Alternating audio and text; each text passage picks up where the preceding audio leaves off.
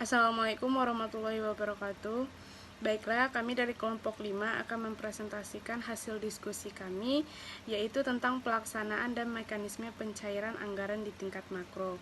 Sebelumnya saya akan memperkenalkan anggota dari kelompok 5, yaitu saya sendiri, Ceni Hidayati, dengan NIM 20002078, dan rekan saya Reski Yuda Pratama dengan NIM 20002105.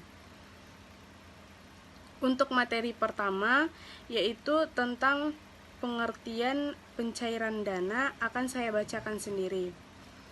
Menurut Adriani 2014, pencairan dana adalah pekerjaan yang direncanakan, dikerjakan, dan diawasi sendiri sesuai dengan kriteria yang ditetapkan pada peraturan yang berlaku mengenai pedoman pengadaan barang dan jasa pemerintahan daerah. Nah, adapun tujuan dari pencairan dana adalah yang pertama, meningkatkan kemampuan lembaga pemerintah dalam pelaksanaan pengendalian pembangunan secara partisipatif sesuai dengan prosedur dan pelaksanaan aturan yang berlaku. Yang kedua, memperkuat kemampuan lembaga pemerintah serta melengkapi sarana dan prasarana pembangunan. Yang ketiga, membiayai kegiatan guna mendorong percepatan pembangunan baik di pemerintahan pusat ataupun pemerintahan daerah. Pencairan dana dapat dilakukan hanya dalam waktu 1 hari, sesuai dengan Peraturan Direktur Jenderal Perbendaharaan Nomor Per 66 /PB/2005, yaitu Pasal 13 Butir 2 yang berbunyi penerbitan surat perintah pencairan dana wajib diselesaikan oleh KPPN dalam batas waktu paling lambat 1 hari kerja setelah diterima SPM secara lengkap. Menurut Peraturan Menteri Keuangan Nomor 250/PMK05/2010, surat perintah membayar yang disingkat SPM adalah dokumen yang diterbitkan atau digunakan oleh kuasa pengguna anggaran atau pejabat penandatanganan SPM untuk mencairkan alokasi dana yang sumber dananya dari DIPA atau dokumen lain yang dipersamakan. Nah, SPM yang digunakan sebagai surat perintah kepada KPPN sebagai kuasa bendahara umum negara atau BUN di wilayah atau daerah yang telah ditentukan untuk mencairkan dana APBN. Nah, adapun macam-macam dari SPM terdiri dari yang pertama SPM belanja pegawai, yang di dalam SPM belanja pegawai ada beberapa jenis SPM lagi, yaitu yang pertama SPM gaji induk, yang kedua SPM gaji usulan SPM kekurangan gaji, yang ketiga SPM uang duka wafat, yang keempat SPM persekot gaji, yang kelima SPM terusan. Nah, yang kedua SPM belanja barang dan lain-lainnya antara lain SPM langsung, SPM uang persediaan, SPM tambahan uang persediaan, SPM penggantian uang persediaan, SPM penggantian uang persediaan nihil. Nah, materi kedua yaitu tentang pelaksanaan dan mekanisme pencairan dana. Kegiatan pencairan dana APBN atas beban bagian anggaran bendaharaan umum negara meliputi yang pertama penerbitan surat keputusan menunjukkan pejabat pembuat komitmen, penjabat penandatangan SPM, dan bendahara pengeluaran. Yang pertama yaitu ada kuasa PA menerbitkan surat keputusan menunjukkan pejabat yang ditunjuk sebagai pejabat pembuat komitmen dan pejabat penandatanganan SPM. Nah, yang kedua, dalam hal diperlukan, kuasa PA dapat menunjukkan bendahara pengeluaran dengan menerbitkan surat keputusan.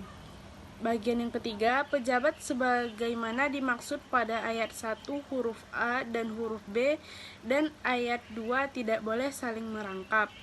Pembagian yang terakhir, dalam hal tidak memungkinkan pemisahan fungsi sebagaimana dimaksud pada ayat 1 huruf A dan huruf B, maka kuasa PA dapat merangkap jabatan sebagai pejabat pembuat komitmen atau pejabat penandatanganan SPM. Selanjutnya yaitu penerbitan surat permintaan pembayaran atau SPP. Pejabat pembuat komitmen melakukan perhitungan terhadap setiap pengeluaran negara dan meneliti dokumen tagihan atau yang disetarakan yang diajukan oleh pihak ketiga. Dalam rangka pencairan dana APBN, pejabat membuat komitmen membuat SPM sebagai dasar penerbit SPM LS dengan dilampiri dokumen tagihan atau yang disertakan sesuai dengan peraturan perundang-undangan. SPM dan dokumen tagihan atau yang disetarakan disampaikan oleh pejabat pembuat komitmen kepada pejabat penandatanganan SPM. Nah, mungkin itu materi yang dapat saya sampaikan. Untuk materi selanjutnya akan disampaikan oleh rekan saya, yaitu Reski Yuda Pratama. Kepada Reski dipersilahkan. Baiklah, terima kasih kepada moderator. Di sini saya Reski Yuda Pratama akan menjelaskan materi selanjutnya, yaitu mengenai penertiban surat perintah membayar atau dalam kurung SPM. Nah, adapun langkah-langkahnya pada tahap ini adalah yang pertama, berdasarkan SPP yang diajukan oleh pejabat pembuat komitmen, pejabat penandatangan SPM melakukan pujian sebagai berikut. Yang A itu pemeriksaan keabsahan NIPA dan ketersediaan pagudana dalam NIPA. Yang B, pihak yang berhak menerima pembayaran. Yang C, nilai tagihan yang harus dibayar. Yang D, melakukan pemeriksaan kelengkapan dokumen atau tagihan. Yang E, memperhitungkan pajak-pajak dan kewajiban yang harus dibayar. Yang F, mencocokkan data tangan pejabat pembuat komitmen dengan spesimen yang diterima.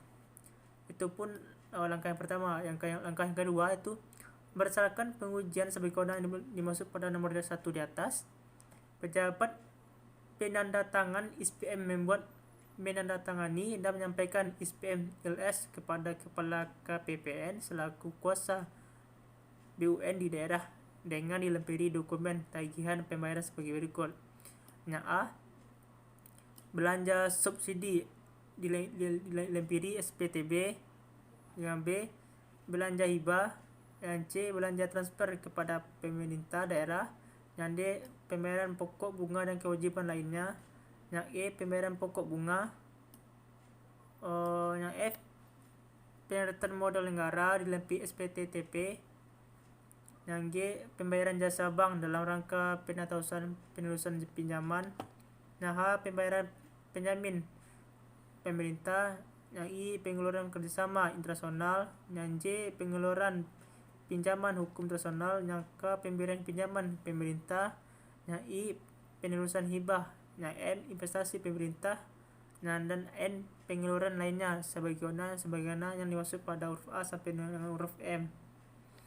Nah, itu pun langkah yang kedua. Langkah yang ketiga yaitu berdasarkan pengujian sebagaimana yang dimaksud pada nomor 1, pejabat penandatangan SPM membuat menandatangani dan menyampaikan SPM LS kepada Kepala KPPN selaku kuasa BUN di daerah dengan dilampiri dengan dokumen tagihan pembayaran sebagai berikut.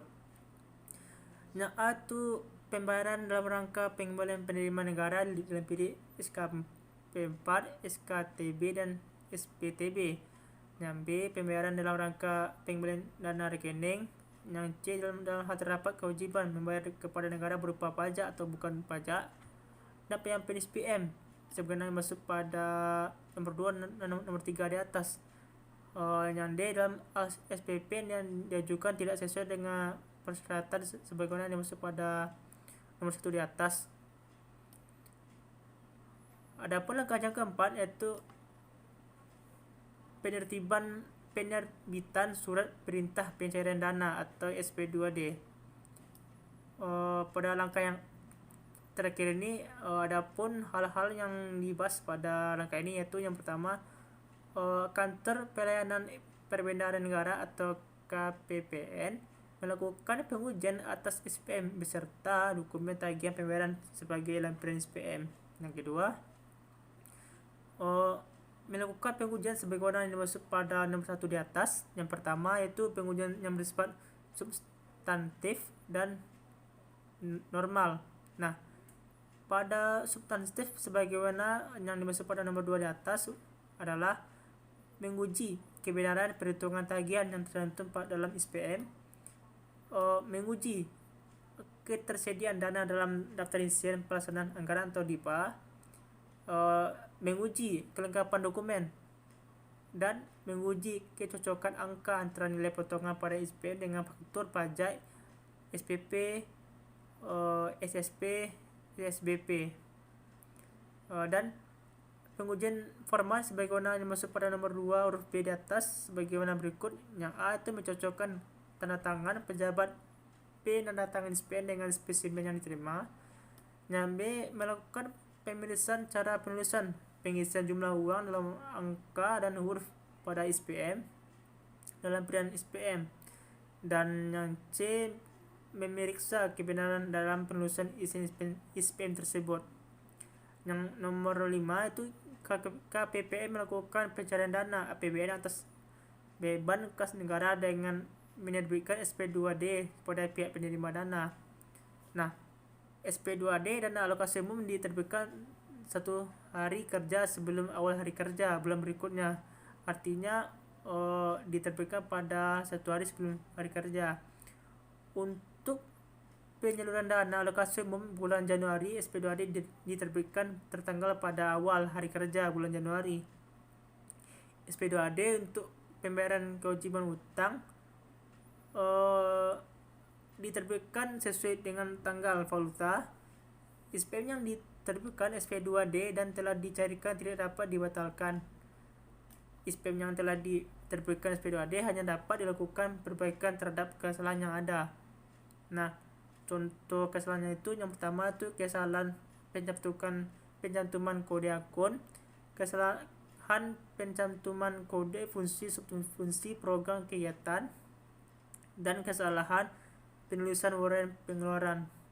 Atas kesalahan sebagaimana yang di atas adalah pejabat penandatanganan SPM menyampaikan surat pemberitahuan perbaikan SPM kepada Kepala KPPN selaku kuasa BUN di daerah. Kepala KPPN selaku kuasa BUN di daerah berwenang memberitahukan kepada pejabat bahwa apabila ditemukan kesalahan ADM berdasarkan keputusan Menteri Keuangan selaku BUN, Direktur Jenderal Perbendaharaan selaku kuasa BUN, pusat dapat membatalkan SP2 tersebut yang telah diterbitkan. Nah, pembatalan SP2D dapat dilakukan dengan menerbitkan keputusan Menteri Keuangan yang ditetapkan Direktur Jenderal Perbendaharaan atas nama Menteri Keuangan. Baiklah, mungkin sekian dari saya. Saya kembalikan moderator. Terima kasih. Terima kasih kita ucapkan kepada Reski Yuda Pratama yang telah menyampaikan materinya. Nah, mungkin hanya itu penyampaian materi dari kelompok kami. Saya selaku moderator minta maaf atas kesalahan. Saya akhiri. Assalamualaikum warahmatullahi wabarakatuh.